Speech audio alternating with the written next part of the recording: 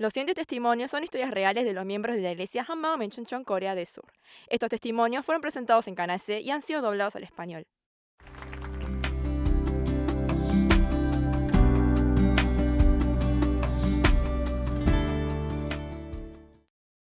Hola, soy Hwayong-ji de la iglesia Hanmao Menchunchon.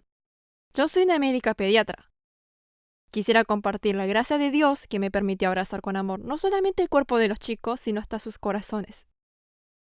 Cuando digo que soy médica, todos pensarán que estoy muy bien, pero en realidad no es así. Como conozco mis capacidades, es un regalo de Dios que yo haya sido médica. Fui aceptada como la primera clase de una nueva escuela de medicina regional. En Corea, los requisitos previos para los primeros solicitantes de una nueva escuela de medicina cambian mucho, y tienes más posibilidades de ingresar si eres de la región. Fui aceptada en la escuela por estas razones.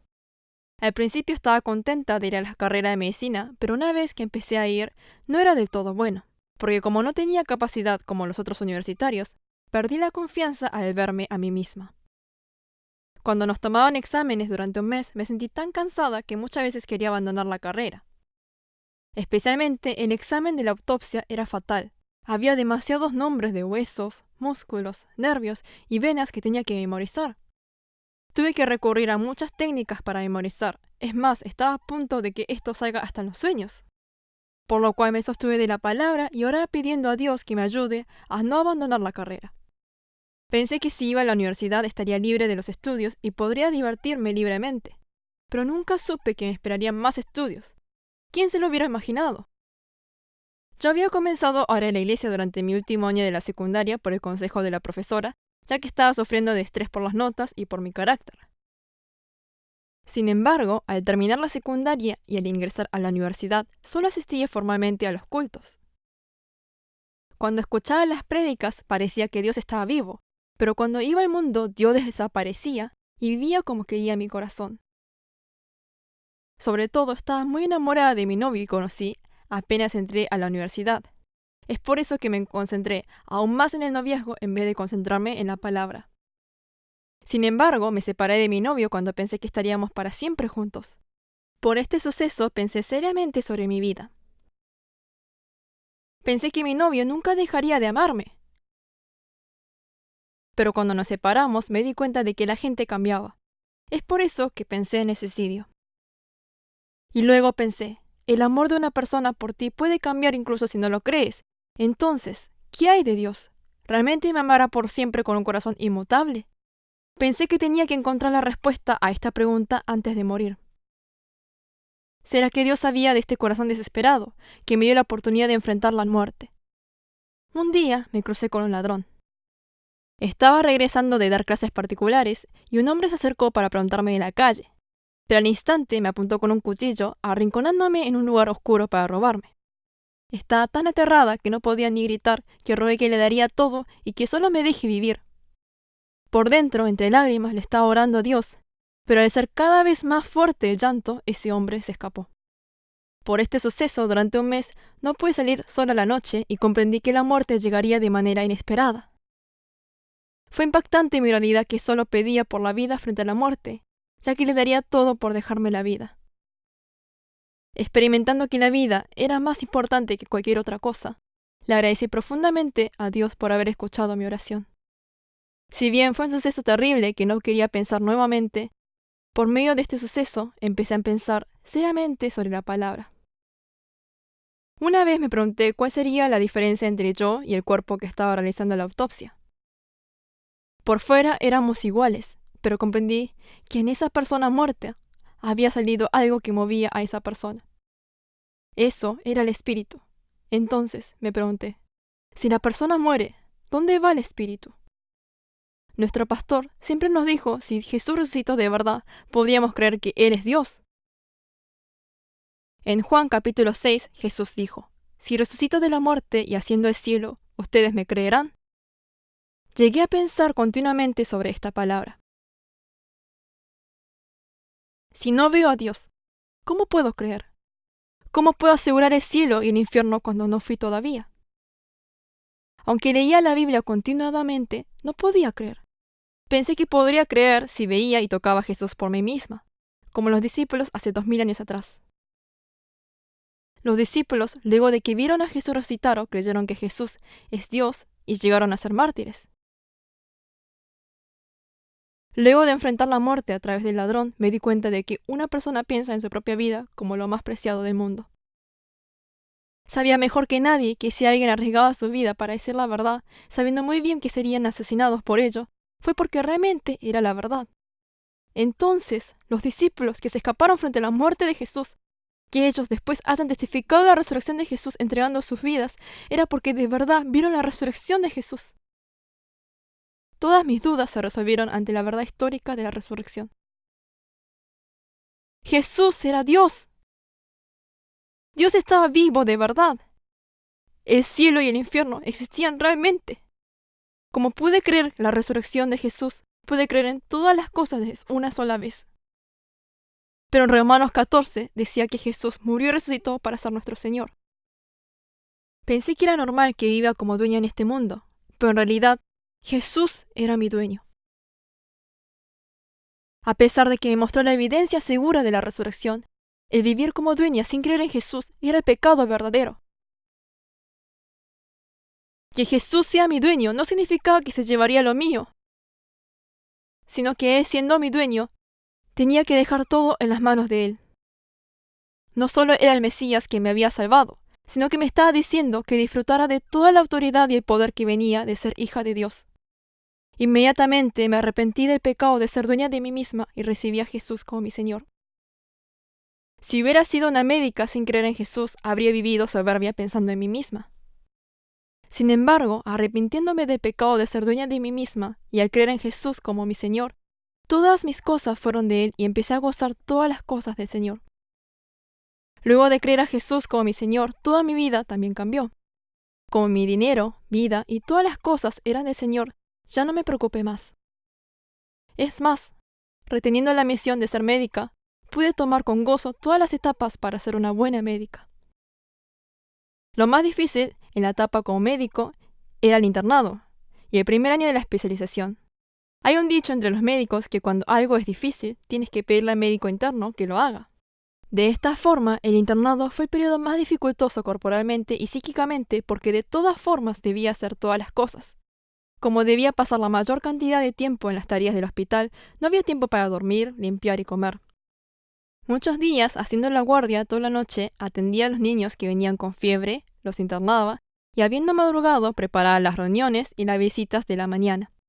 Como no conocía mucho, todos los días recibía reproches y habían días que recibía maltratos, ya que era muy diferente el conocimiento que uno aprendía como estudiante y la realidad de la vida hospitalaria. Como uno se equivoca por no estar acostumbrado, pero al mismo tiempo, como está tratando con la vida de los pacientes, siempre había que estar en alerta. ¿Qué es lo que realmente conoces? ¿Cómo hiciste el trabajo? Por ti se va a morir el paciente. Cuando escuchaba estas palabras de los profesores o de los experimentados, muchas veces quise dejar todo. Cuando se empeoraba el estado de los pacientes, me preocupaba si sucedió por algún error mío. Por estas presiones psicológicas, habían compañeros que dejaban de ser médicos. Había casos en los cuales no resistía la presión del nerviosismo, especialmente cuando entrábamos al quirófano. En una ocasión, era la primera vez que ayudaba al profesor en un quirófano. Era un momento que estaba esperando que el paciente esté anestesiado, pero mientras estaba esperando, como estaba tan nerviosa que antes de la operación yo me desmayé. Por eso, yo que no era paciente sino que era doctora, estaba en la cama en la sala de recuperación con el respirador. Además, en la época de la especialización estaba tan nerviosa que en la mitad empecé a tartamudear, se me oscurecía la vista y las piernas se me aflojaban. Eso era un estado de previo al desmayo. El profesor, que no podía aguantar más, decía: «Dejen que esté acostada». Desde la universidad, mientras era maestra de la escuela dominical, Dios me dio esperanza en los chicos, es así que elegí la especialización en pediatría. Allí pude ver miles de nacimientos y muertes de los chicos. Uno podría pensar que es normal que los chicos nazcan saludablemente, pero no es así, ya que algunos nacían como niños prematuros y otros nacían con deformaciones hereditarias. En la sala de parto, un bebé nació con la boca partida, y al ver su papá a su bebé, no podía resistir que se sentó en el piso. Un niño que nació con 6 dedos, Un bebé que tenía la piel cerrada en la panza a tal punto que se le salió los intestinos. Todavía recuerdo como ayer los gritos de desesperación de los padres al ver a estos bebés. Dentro de los niños había muchos pacientes con cáncer, y sobre todo en el cáncer de los niños era frecuente la leucemia. El tratamiento de la leucemia era muy difícil en los niños. La leucemia se detecta a través del análisis de sangre y del análisis de la médula, y el análisis es dificultoso aún para los adultos. Una vez anestesiado, se lo envuelve al niño con la frazada para que no se mueva. Al hueso medular se hace un orificio con un punzón de hierro, se extrae de la médula la sangre y pedazos de hueso para analizar. Si bien está anestesiado, el paciente sufre de dolor a tal punto que se mueve todo el cuerpo. Entonces la enfermera y el médico tienen que sujetar al niño hasta que terminen el análisis. Había un niño que solo tenía 2 años, y cada vez que recibía el análisis lloraba de grito llamando a la abuela. Luego de pasar por un tratamiento tan difícil, había niños que lograban ser sanados después de recibir un trasplante de médula y otros niños terminaban con la muerte. Me acordé de Jesús que fue azotado y clavado en la cruz por mí. Al golpear el dolor de la cruz de Jesús en mi corazón ardía por el amor de Jesús. Aguantó todo sufrimiento y dolor para salvarme. Ni siquiera podría soportar el sufrimiento que padecen los chicos. Pero el dolor que sufrió Jesús no se podía comparar. Me acordé de la palabra de Hebreos 12 que dice que soportó sin importar la vergüenza de la cruz. La razón por la cual Jesús soportó el dolor de la cruz era por la alegría para salvarme. Realmente me emocioné por el amor de Jesús que me dio todo. Como fue derramado el amor del Señor, ya no oraba por mí, sino por los niños. La sala, uno de pediatra, era una sala especial por los niños discapacitados. Eran los chicos enfermos que venían de una institución llamada la Casa de los Ángeles. Estos niños eran niños que habían nacido todos con discapacidad hereditaria. La mayoría de los chicos que fueron abandonados por los padres o los padres no podían criar porque padecían enfermedades como la hidrocelafia, síndrome Down, deformaciones del corazón y otras discapacidades. Estos niños eran niños con discapacidades severas que no podían levantarse por sí solos, no podían utilizar las manos y los pies como ellos querían, incluso no podían comer solos y tenían que estar postrados en la cama toda la vida. En muchas ocasiones lloré orando por estos chicos que sufrían. Y le oré a Dios de esta forma. ¿Por qué estos chicos tienen que sufrir de dolor y tienen que ser abandonados por sus padres? En ese entonces Dios me acordó la respuesta de oración que me dio cuando estaba como maestra de la escuela dominical. Había un niño que había perdido a los padres en un accidente de tránsito y al tener una discapacidad no tenía nadie que podía cuidarlo, así que no tuvo otra que entrar a una institución. Una maestra de la iglesia conoció a este chico y venía todos los domingos a la escuela dominical.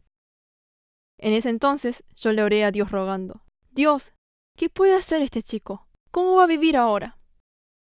En ese entonces Dios me respondió esa oración mostrando cómo el niño se divertía cantando la alabanza en el culto de la escuela dominical. Me acordé que si este niño crecía creyendo a Jesús y estando con la comunidad, él podría vivir una vida más alegre y feliz en este mundo. Pude entender que a pesar de que estos chicos sufren mucho, al creer en Jesús podrían vivir alegres y felices. Después de esto, mi actitud hacia ellos cambió.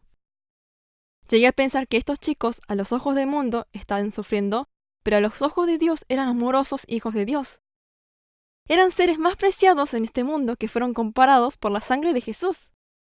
Cada vez que tenía tiempo, agarraba la mano de estos chicos, oraba y jugaba con ellos, y esto se transformó en el momento más feliz de la vida hospitalaria dificultosa.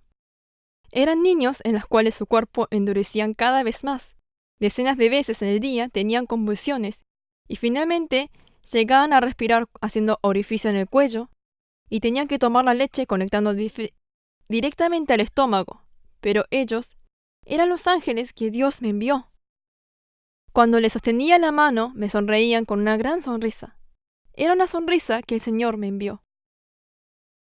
Tengo una gran esperanza de que me encontraré a ellos nuevamente, ya no más con un cuerpo de dolor, sino totalmente sano. Actualmente estoy atendiendo a los pacientes en un consultorio de pediatra en Chuncheon.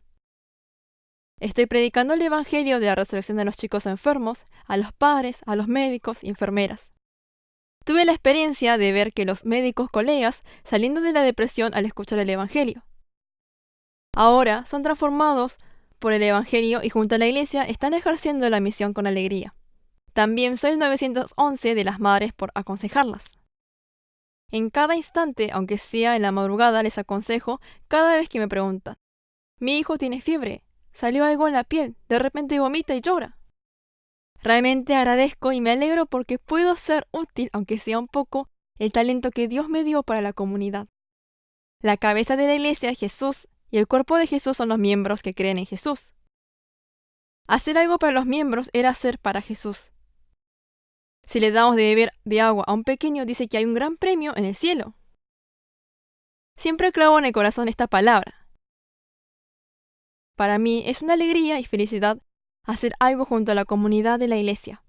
Cuando creemos en Jesús, dice que nos dará bendición 100 veces, y yo por medio de la comunidad de la iglesia estoy gozando todos los días esto. Siendo una médica que se hace responsable de la salud del cuerpo de los chicos, me encargo de los adolescentes de la iglesia como profesora. Lo que más agradezco es que Dios me dio una gran misión para salvar a los chicos de esta generación y este país. Una vez fui a servir como médica en Bangladesh. Viendo los miles de chicos que sufrían por las discapacidades hereditarias y por las enfermedades por el ambiente sucio, pude ver realmente que los chicos son el futuro del país. Todos los días, nuestro pastor clama diciendo que los jóvenes que creen en Jesús llegan a ser un 3%. Por eso tienen que salvarse los chicos para que el país pueda salvarse. Es por eso que yo, siendo profesora de adolescentes, también oro ardientemente para los niños y las familias destrozadas. ¿Moriré yo si pudiera salvar a este niño? Fue un corazón ardiente que Dios me dio cuando estaba en el retiro de los adolescentes. Aunque muera, si pudiera salvar a un alma. Hasta el día de la muerte, con este corazón, quiero predicar el Evangelio a los chicos que son el futuro, y con el amor que el Señor me dio, quiero servir y orar hasta la muerte. Le agradezco y le doy toda la gloria a Dios que me llamó como médica a una persona que le falta poder, talento, físico, para que pueda abrazar con el amor del Señor y que pueda ejercer junto a la comunidad de la iglesia la misión que nos encomendó. Muchas gracias.